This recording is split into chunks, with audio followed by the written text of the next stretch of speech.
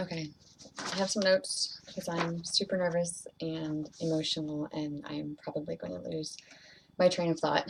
Um, did you know that currently in the state of Maryland, it is not against the law for a Tier 3 registered sex offender to be alone with a child?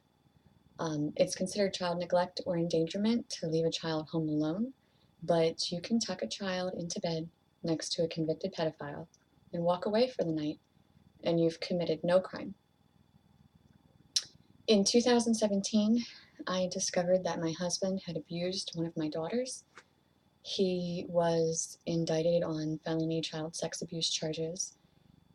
He was held in jail without bond, and he eventually took a plea deal for a 10-year suspended sentence and a lifetime registration as a Tier 3 registered sex offender.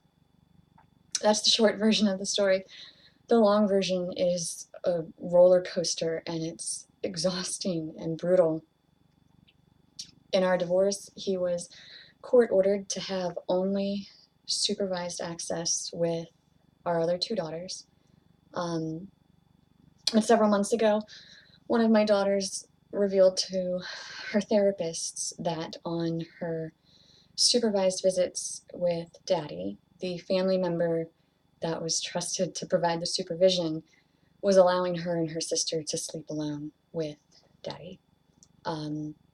Child Protective Services and law enforcement got involved, but eventually they determined that no crime had actually been committed because in the state of Maryland, it is not against the law for a registered sex offender to sleep alone with a minor child. I know sexual abuse, especially in children, is a topic that people don't want to talk about. It is heartbreaking and painful and uncomfortable, but not talking about it doesn't make it not real.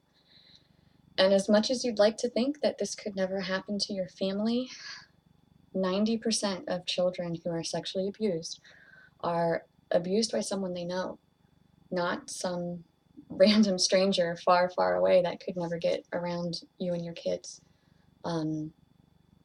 We'd also like to think that we could identify somebody who's unsafe and we could make the right choices based on that.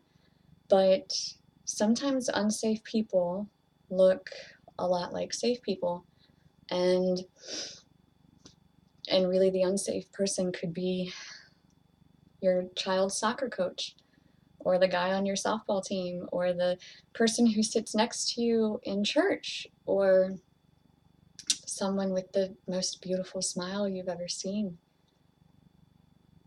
You don't always know.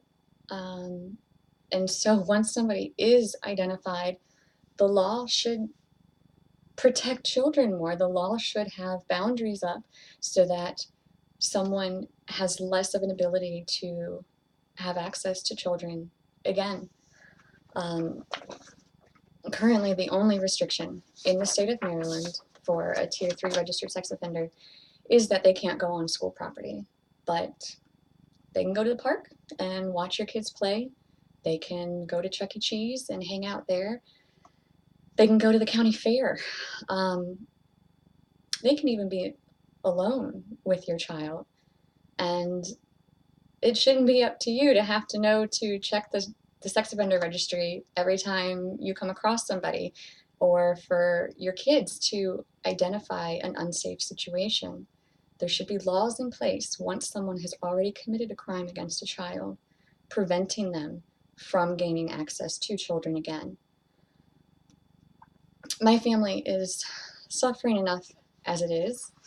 It is incredibly difficult to lose your husband in one day, to lose 75% of your household income overnight, and without warning become a single mom to 3 daughters who are all hurting, and I'm trying my hardest to carry them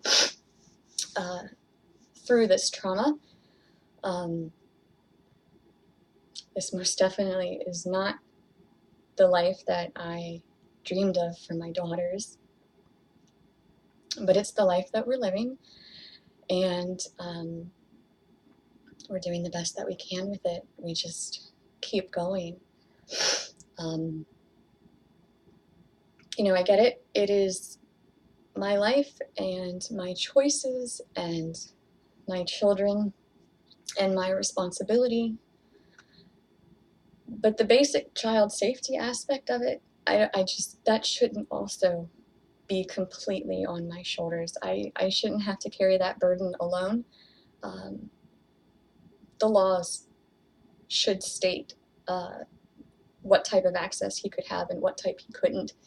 Um, the legal fees have already topped $23,000.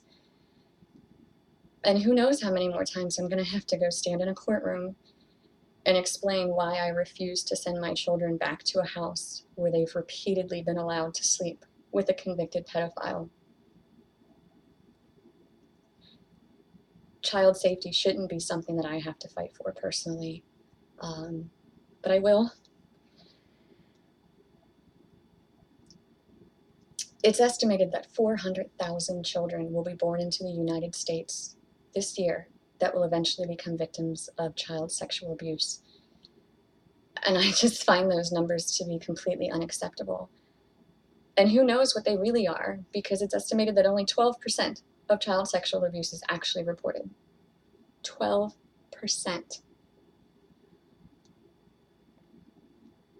Our children deserve better. It is up to us to give them better. And I'm just going to keep talking until someone hears me, and I'm just going to keep showing up until someone sees me, because this is not okay, and I can't accept it, and you shouldn't accept it either. Please support this petition. Please send it to everyone that you know. If this makes it to other states, research the laws in your state, and if they're inadequate, which I suspect they might be, message me and I'll help you fight in your state too.